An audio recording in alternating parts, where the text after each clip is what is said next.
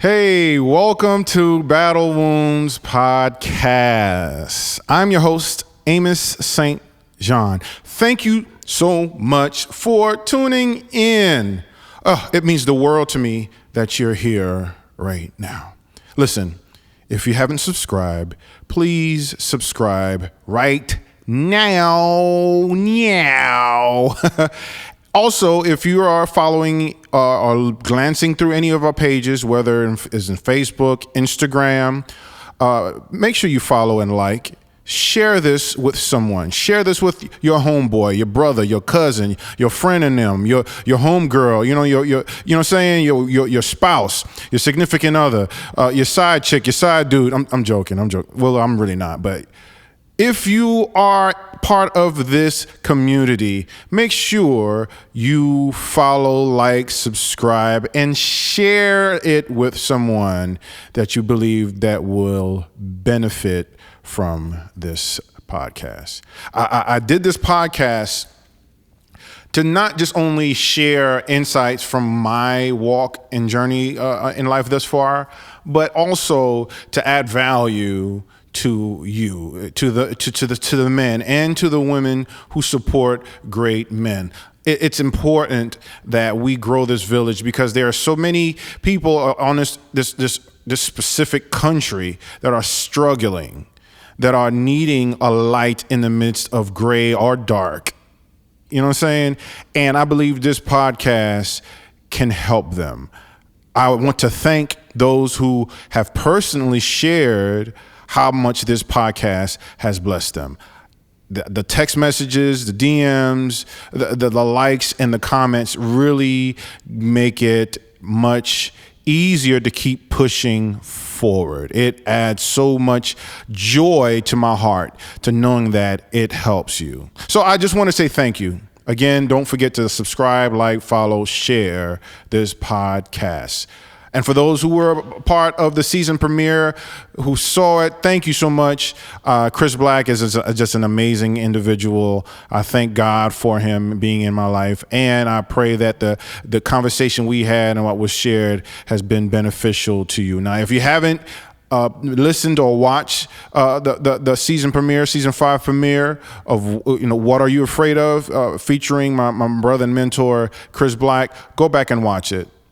I guarantee you're going to enjoy it. You're going to pick something from it that's going to bless you. Oh, I'm so thankful, man. I'm excited about this season. I have a renewed sense of focus.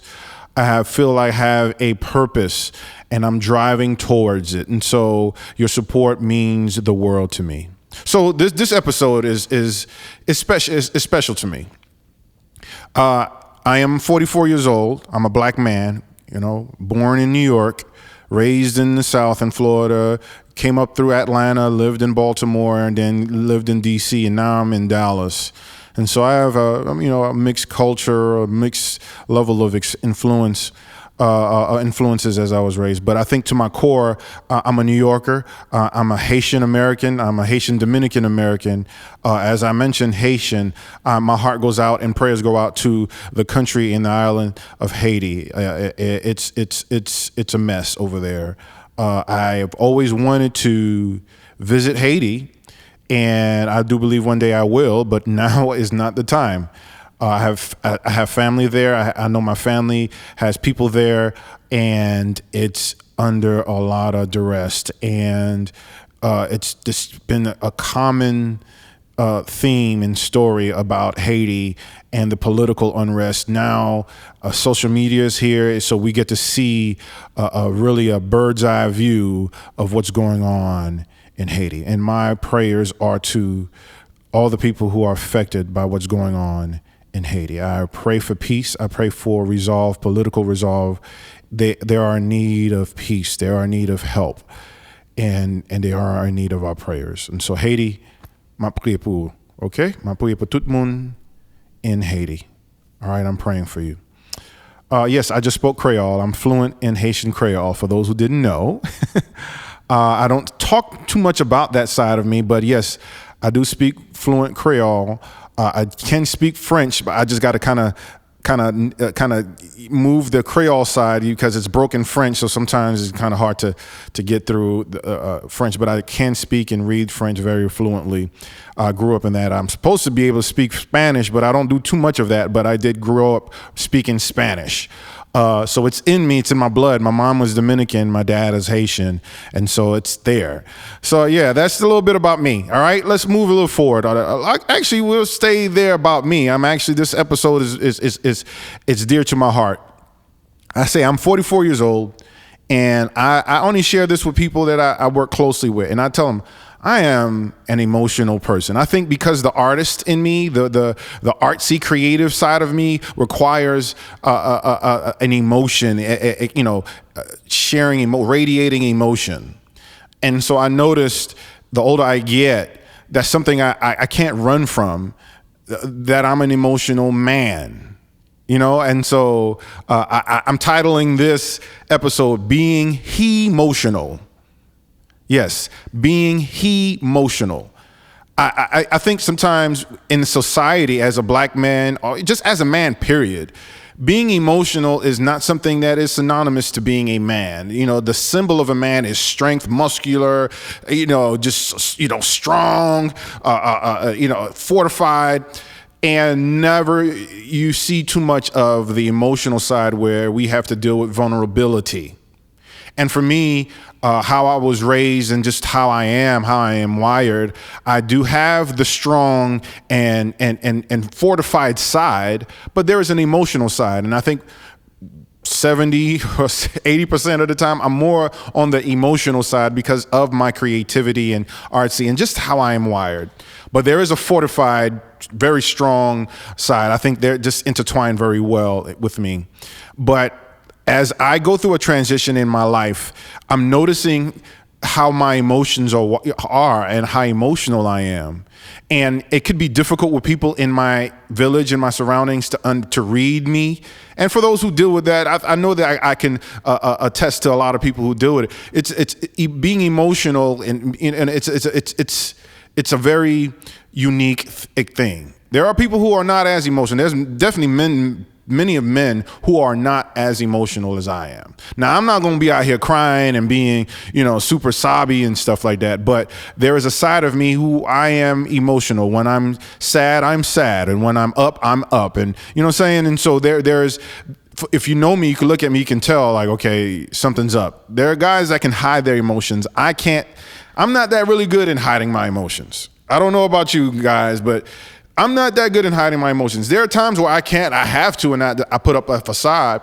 But now that I'm going through a transition that is requiring me to level up in my life, there's some areas in my life that are being challenged. And I just want to talk about emotions a little bit, because I don't think people really understand that it's okay for a man to be emotional.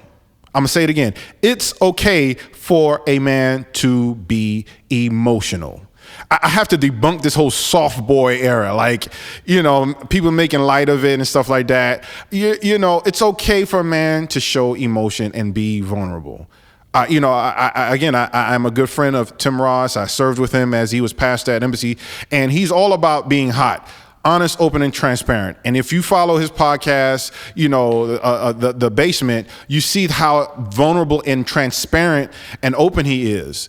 And, serving under him for those years really made it okay and made me realize it is completely fine to be vulnerable. It's so completely fine to be honest, open, and transparent. And so I live by that creed.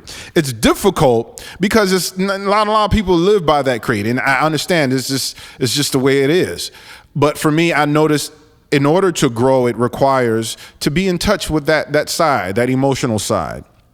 And so I want to talk about being HE-motional and how that's completely fine in your life as a man. Now, for women, it's always synonymous, with childbirth and dealing with the menstrual cycle every month. That's, emotional. It's synonymous for women to talk about emotions. But I want to have the dialogue. Now, it's really more a monologue. but about men and their emotions. Like I don't see us talking too much about that. I was browsing on YouTube and I came across a conversation between Nick Cannon and Devon Franklin, and they were talking about, you know, just dealing with heartbreak and you know, Nick Cannon kind of was like, man, you know, you got to talk about this soft boy era and stuff like that, and they were kind of saying like, there's nothing wrong with a man being emotional. There's nothing wrong with a man being vulnerable. I don't know why it's being almost ridiculed. How, you know, it's not manly to show emotion, man. You got to be hard. You got to, you know what I'm saying? You got to, you know, you don't be that. Come on, yo. Like, it's completely fine to be emotional. And I want to kind of share three thoughts about that, being he-motional. And one of the first things I want to talk about is meekness is not weakness. I'm going to say it again. Meekness is not weakness. For those who know me, they would say, man, Amos is so humble. And, you know, for those may look at it as like, oh, you might be a pushover. No, it's a choice. Meekness for many is a choice. I choose the route of meekness because it's like, I know I'm a big guy. I'm 6'3", you know, 270. Like, I'm a big guy. And I know that my presence can be somewhat intimidating for some. And so since a young age, I've always kind of been big for my age. And so I've carried that, like, you know what, I'm not going to lord my presence over people and create this intimidation tactic and say, hey, you know, that's just not me. And so I've always kind of been the meek guy and walk in a room or walking in, and that's just me. It's not an act, but that's just how I choose to carry myself. But I think a lot of people mistake that's weak. You show no strength being meek, like, or turn the other cheek. Then who was Jesus? Like, for those who follow Christ, who are believers, who are saved and follow Christ, Jesus was no pushover. But he believed in walking in meekness. He believed in turning the other cheek. And so I follow Christ. I'm a believer. And so I have no problem walking in meekness and turning the other cheek. Now, there's times where, you know, enough is enough, and I'll slap the crap out of you. You know, like there's limits to that. But I want to basically say, by default, meekness is not weakness. Even in relationships, even in marriages, I've seen it. I've experienced it where, you know, I've always opted to take the meek route, and sometimes it's taken as being weak. Or it's just like, yo, I need to see some sign of force. Or, no, I'm not. Listen, I know I can tear this whole place. I can Incredible Hulk the crap out of it. I will tear, smash, I'll do everything. But why? What's that's going to resolve for me? Nothing. But just create all this collateral damage. So I'd rather just not exude strength or exude anger and go the meek route. That's me. Now, it may be different for you, but I felt like that has brought me a long way. That has caused a lot of peace and a lot of harmony in my life. Now, there's turmoil at times, there's confusion, there's chaos and stuff like that. That just comes with the natural cycle of life. But I feel like me choosing meekness when there's an option to show the opposite, which can be anger and you know what I'm saying? I choose meekness because I feel like that's strength. It takes more strength to be meek than to show anger or to show, you know what I'm saying, power. For those who show power, sometimes it can be a disguise to weakness. Now, I'm not saying because you're powerful, you're weak. No, but I said there are some who use their power to overcompensate their position or their influence or their money, or, you know what I'm saying, they lord something over people to overcompensate where they're weak.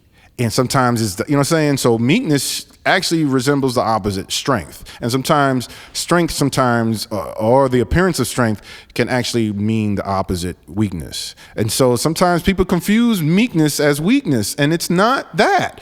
Meekness is actually strength, restrained and controlled strength. That's, to me, my definition.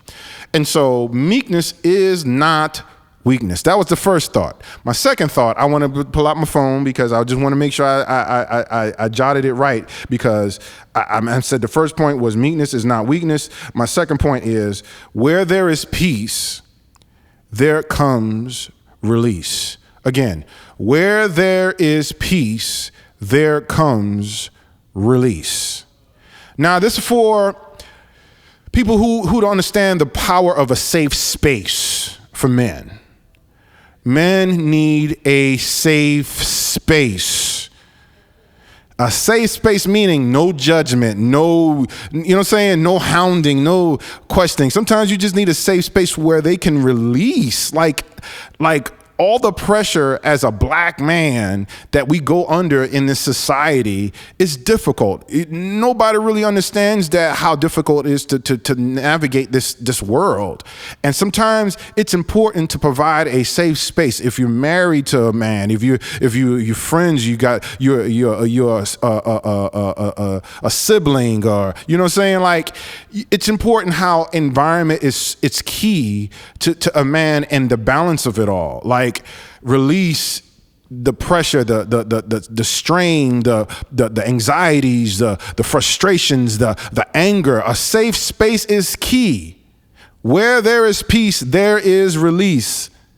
When there is chaos, you gotta get the opposite. You get that, you know? And so I feel, for me as an emotional being, I thrive where there is peace. I thrive in spaces that are safe. I can be disarmed. I can put the facade down. But where there's judgment and there is constant pricking, and, you know, it just doesn't work. It just not happening. And so it's important. Where there is peace, there comes release. I just want to encourage, if you're a spouse or a significant other or a sibling or just a friend, for a man that is dealing with a lot on day to day, moment to moment, help them provide a safe space. Be their peace. I'm going to say again, be their peace. That man needs peace in order to get release. All of the pressure, all of the weight, all of the stress, all of the anxieties, all of the judgment, all of the stuff that a man can carry at any given moment. Where there is peace, there comes release. Oh, man, the power of a safe space. You do not understand that there is power in that. And if you can provide a man a safe space, you're going to see a whole different side of him. A space where there's no judgment, there's no hounding, there's no opinions, there is nothing. Just a safe space for them to just be. You know what I'm saying? Open, honest, open, and transparent. And so just again, where there is peace, there comes release. My final thought. This is big. This is for the guys, because this is something that I abide by. And I'm gonna say this, and these are kind of catchy little phrases, but your stability needs accountability. I'm gonna say it again. Your stability needs accountability. What I mean by that is that in order to be stable in your mind, your body, your soul, and in your life, you need a balance. You need somewhere where you can be like somebody to help. You need checks and balances, basically. Okay, meaning that you need to have people that's going to check you when you're going too far. You need some people that's going to hold you accountable when you're doing wrong. You need somebody to call your foul. Sometimes it's hard for a man to call his own foul. That's just the way, the bravado of it all. Like, yo, you know, I can't do no wrong. You know, no. You need accountability. You need to have somebody say, bro, you're wrong. Bro, you off. Bro, you need help.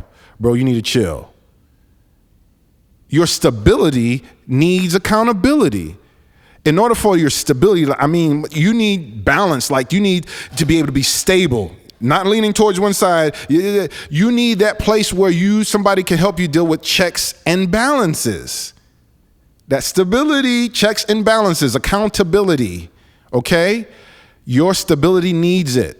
Accountability. Find you a circle of accountability. It may not be a big circle. It may be a small circle, but someone that helps provide a safe space. Sometimes you don't need a safe space. You need that chaos to shake you up, the checks and balances, to tell you you are off. You tripping.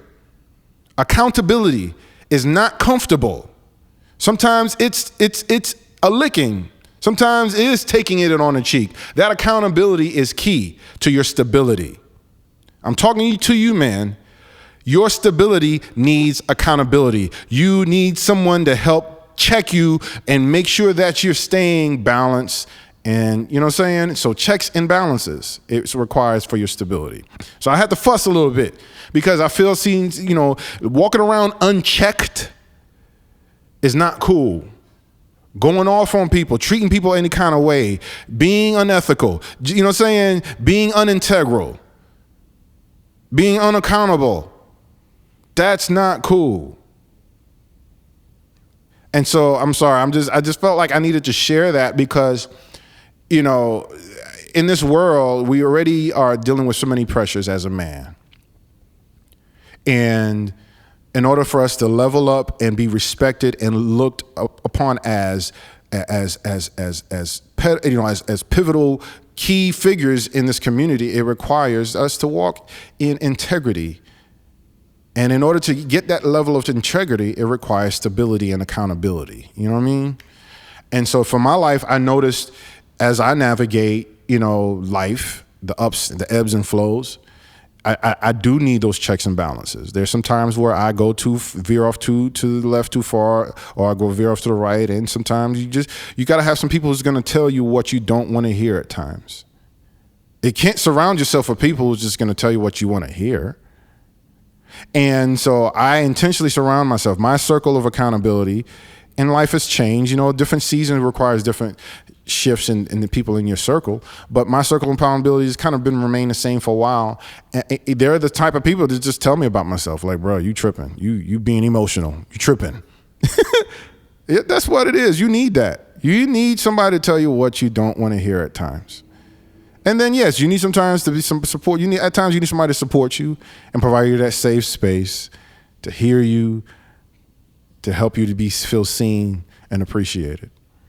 So I just wanted to just kind of talk about that whole being emotional.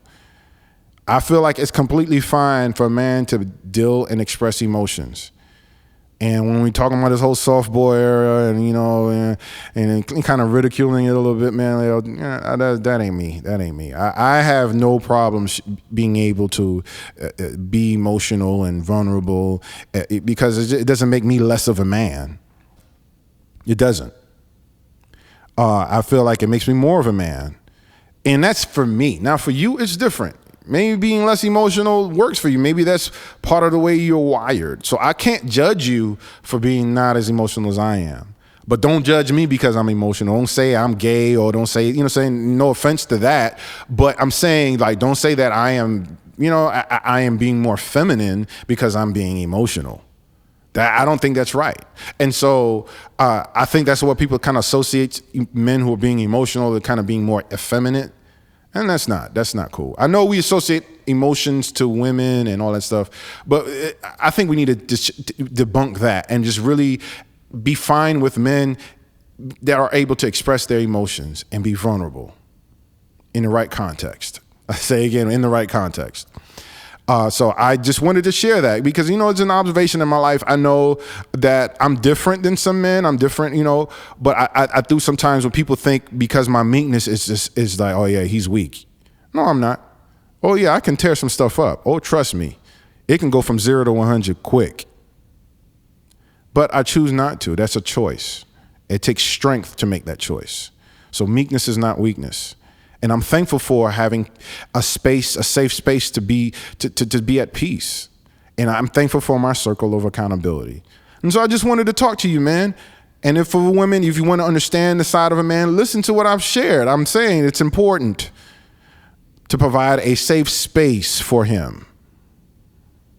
It's important that he's accountable, that he has checks and balances. Not just surrounded with friends that just supports his wrongdoings or his bad habits. Like, you need friends that's gonna check you, and that's just the nature of walking, being HE-motional, and that's just how I kind of flow. I just want to encourage you again to understand that health is wealth. The health in your mind, the health in your body, the health in your soul. All of this plays into that. walking in your full self, your honest, open, transparent self. It's so key to having a healthy walk of life. I want the best for you. I really do. And I'm for those who's listening. Listen, man. That it's okay to be meek. It's essential to have a safe space, and it's important to have accountability. Those are 3 thoughts that I wanted to share today, and just wanted to just kind of, take a moment and just talk about that. And just debunk all this whole emotional stuff. And man, like it's fine. It's completely fine to share emotion and be vulnerable, man. Like in the right context. And of course, I'm open for discussion with it. This is more of a monologue and sharing it, but I know I'll have discussions more about it. But it's important. This is so key. Okay, meekness is not weakness. Where there is peace, there comes release. And men, your stability needs accountability. Man, take a moment to reflect, think on it, expound on it, process it. Let me know. Hit me up on the DMs, comments. If you know me personally, you have my number. You can text me. However, let's talk about it. Let's talk about it. It's time for us to level up. It's time for us to be healthy. All right? Live your best life. All right, y'all. That's all I have for you today. Thank you so much for tuning in to the Battle Wounds podcast. And I'm your host, Amos St. John. And remember, health is wealth. Until next time, bye.